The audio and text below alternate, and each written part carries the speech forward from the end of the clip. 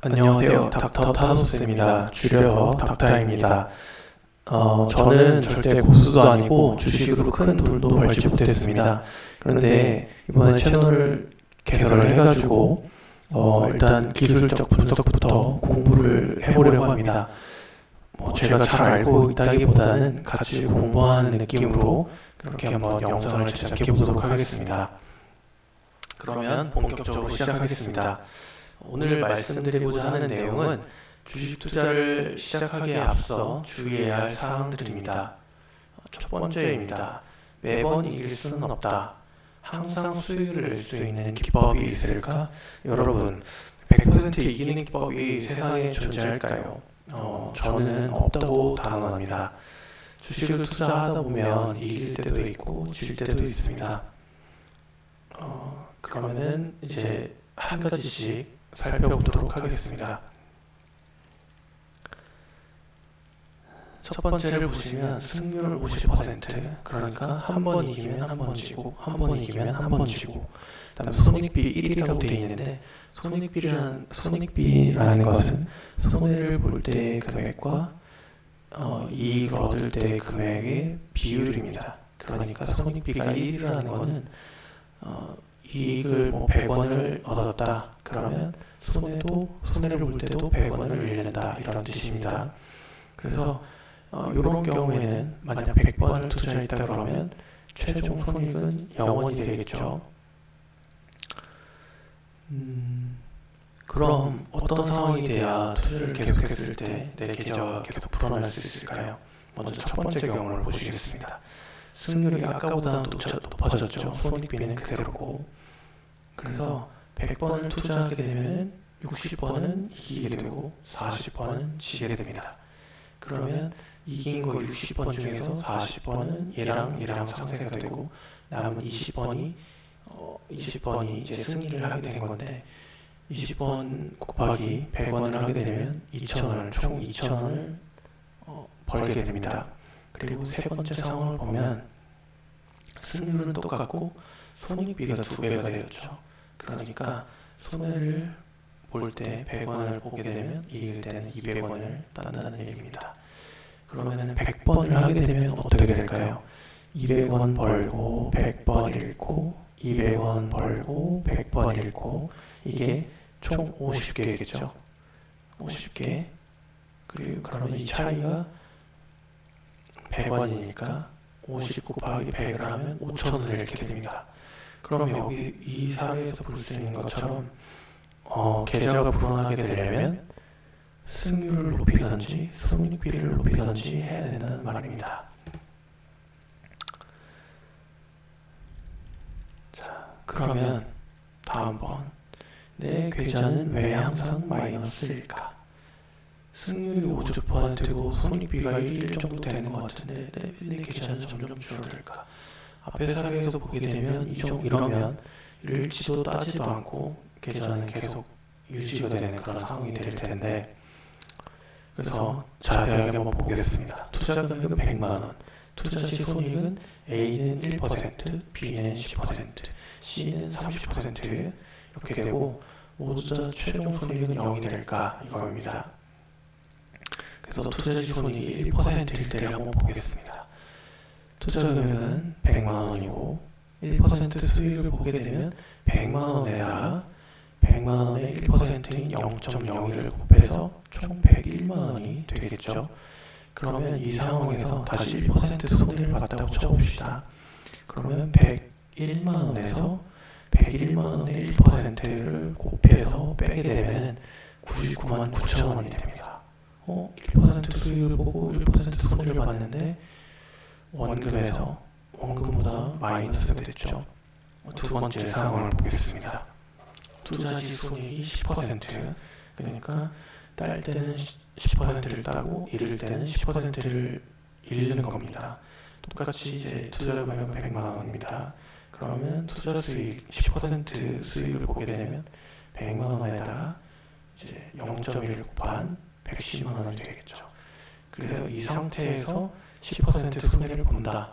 그러면 110만 원에서 110 곱하기 0.1을 뺀 99만 원이 됩니다. 이것도 궤적에서 처음 궤적보다 마이너스가 됐죠.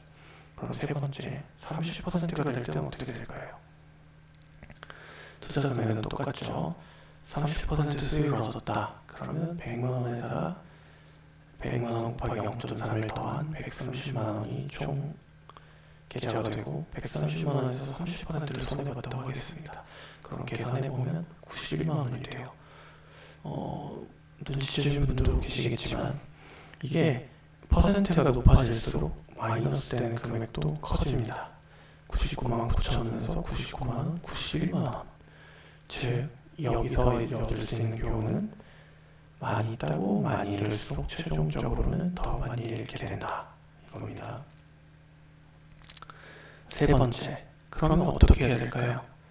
덜 깨지고 많이 먹으면 됩니다. 즉 많이 따고 조금 잃는 거죠. 그래서 승률에 따른 최소 손익비, 그러니까 손해를 안 보는 최소한의 손익비가 얼마일까를 제가 계산을 해봤는데 승률이 30%가 된다. 그러니까 10번 매수를 하면 3번은 따고 7번을 잃는 거죠. 그렇게 되면 손익비는 최소한 2.3이 돼야 됩니다. 그러니까 잃을 때 1을 잃는다 그러면 딸 때는 2.3을 따야 되는 겁니다. 그러면 승률이 50%가 되면 어떻게 될까요? 손익비는 최소한 1 정도는 돼야 된다는 거고 승률이 70%면 손익비는 최소 0.43. 우와, 대박이지 않습니까? 잃을 때 1을 잃었는데 딸 때 0.43만 따면 돼요. 그러니까 잃을 때 1,000만 원을 잃었는데 딸 때는 430만 원만 따면 계좌가 마이너스가 안 된다는 겁니다.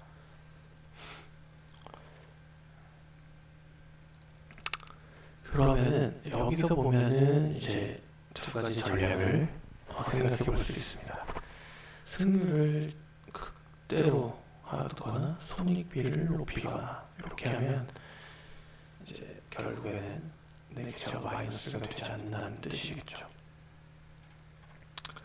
그래서 계속 보게 되면, 그리고 다음번에 이 PPT에서 제가 말씀드리고 싶은 건 손절을 잘해야 된다는 겁니다. 만약에 1%일 때 손절을 했다.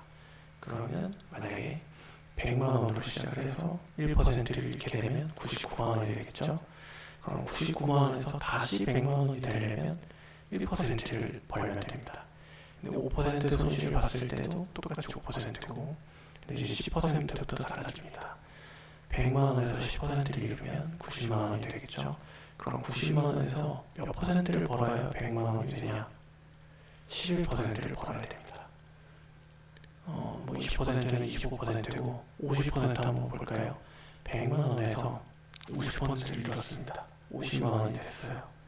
그럼 50만 원에서 몇 퍼센트를 벌어야 다시 100만 원이 될까요? 100%를 벌어야 합니다. 즉, 2배를 벌어야 된다는 거죠. 그러면 극단적으로 90%일 때를 한번 보겠습니다. 100만 원에서 10만 원이 됐어요. 여기서 몇 퍼센트를 벌어야 100만 원이 될까요? 무려 900%. 9배를 벌어야 합니다. 와우.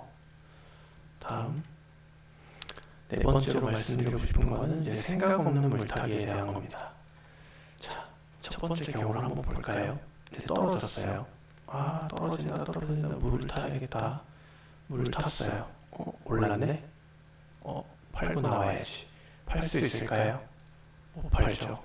조금 더 기다리게 됩니다. 그러다 보면 점점 떨어지고 여기서 물을 한 번 더 탔어요. 그래서 여기까지 올라왔어요. 아직도 마이너스일 겁니다. 조금만 더 기다렸어요. 온다. 와, 이익이죠. 아주 럭키한 경우입니다. 그런데 이 경우를 한번 볼까요? 여기서 떨어졌어요. 물을 탔어요. 떨어졌어요. 여기서 한 번 더 물을 탔습니다. 그래서 올랐어요. 여기서 팔 수 있을까요? 못 팔아요. 팔 수 있는 분도 있겠지만 대부분은 조금만 더 하면서 버티게 됩니다. 왜냐하면 이 정도면 수익이 그렇게 높지 않거든요.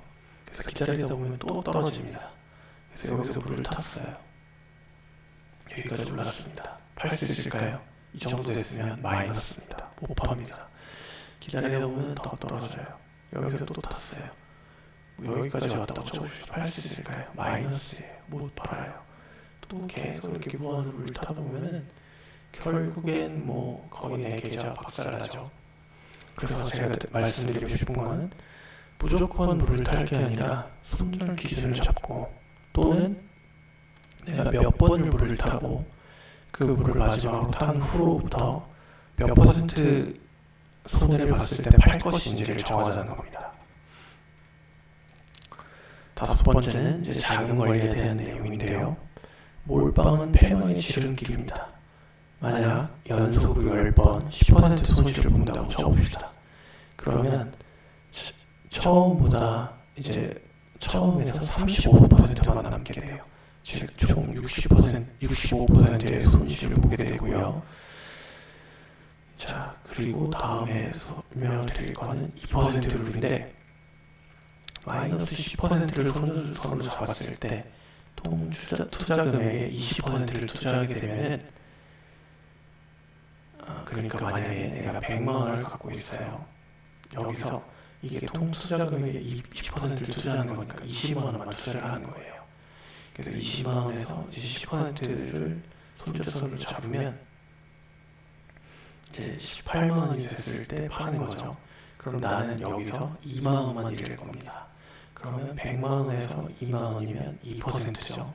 그래서 나는 10%를 손절을 했는데 결국 내 계좌의 손실은 2%로 줄어든 겁니다. 만약에 이렇게 해서 연속 10번 10% 손실을 보게 되면 이제 0.81이 돼서 19%의 손실만 보게 되는 거예요. 10%를 10번을 손실을 봤는데 내 계좌는 19%밖에 손실을 안 보는 겁니다. 왼쪽과 비교해보면 65% 손실과 19% 손실은 천지 차이죠. 이렇게 되면 나는 10번 매매를 똑같이 했는데 이제 투자 기회가 훨씬 많아지는 겁니다. 그리고 장을 이기기는 매우 힘듭니다. 즉 오를 때는 오르는 종목만 올라요. 근데 또 웃긴 게 떨어질 때는 뭐 약속이라도 하듯이 다 같이 떨어집니다. 그러니까 이거를 뭐 상관성이라고도 부르는데, 그 종목들과 지수 간의 상관성이 오를 때는 낮아져요. 그러니까 상관성이 낮아진다는 것은 지수가 오를 때 이 종목이 오를 확률이 낮다는 겁니다. 근데 떨어질 때는 이제 지수랑 종목과의 상관성이 높아집니다. 그러니까 지수가 떨어질 때 개별 종목이 하락할 가능성이 더 높다는 거죠. 그리고 장을 예측할 수가 없어요. 뭐 이거는 신이 아닌 이상 인간은 100% 예측할 수가 없습니다. 그래서 예측보다 더 중요한 게 저는 대응이라고 생각을 하거든요. 물론 이제 예측을 무조건 하지 말라는 말은 아닙니다. 예측을 할 수 있어요. 뭐 내일 뭐 어느 정도 오를 것 같다, 이렇게 누구나 생각할 수 있습니다. 하지만 내가 예측한 대로 흘러가지 않았을 때 막 시가부터 막 2%씩 빠지고 조금 지나니까 5% 빠지고 이랬다 쳐보면, 내가 어제는 오늘 장이 오를 거라고 생각을 했지만 5%가 빠졌어요. 그러면 내 예측이 틀린 거니까 대응을 해야 됩니다. 저 같은 경우에는 손절을 칠 것 같아요, 그냥. 근데 뭐 여러 가지 대응 방법이 있을 수 있겠죠. 뭐 물을 탈 수도 있고, 아니면 조금 더 기다려서 상승했을 때 팔 수도 있고, 뭐 여러 가지 전략이 있을 수 있는데, 하여튼 예측을 무조건 믿으면 안 됩니다. 나는 어제 이게 오늘 시가보다 오를 거라고 예상을 했기 때문에 기다리면 무조건 시가 이상으로 갈 거야, 이런 식으로 하다가는 결국 망할 수밖에 없습니다. 그리고 마지막으로 세 번째로 말씀드리고 싶은 거는 상승장의 기준을 만드는 겁니다. 뭐 여러 가지 있을 수 있어요. 뭐 21선의 기울기가 양수일 때, 아니면 뭐 5일선, 11선, 21선이 정배열일 때, 뭐 이런 식으로 상승장의 기준을 만드는 겁니다. 아니면 뭐 종가가 20일 전, 오늘의 시가가 뭐 20일 전 종가보다 높을 때, 뭐 이런 식으로 자기만의 상승장의 기준을 만드는 겁니다. 그러고 나서 이제 상승장에서만 투자를 하자는 거죠. 네, 오늘 말씀드린 내용은 여기까지고 처음이라 많이 부족했는데 앞으로 조금 더 발전하는 모습, 조금 더 유용한 내용을 말씀드리도록 하겠습니다. 마지막으로 구독과 좋아요 부탁드립니다. 감사합니다. 네, 다음 시간에 돌아오겠습니다.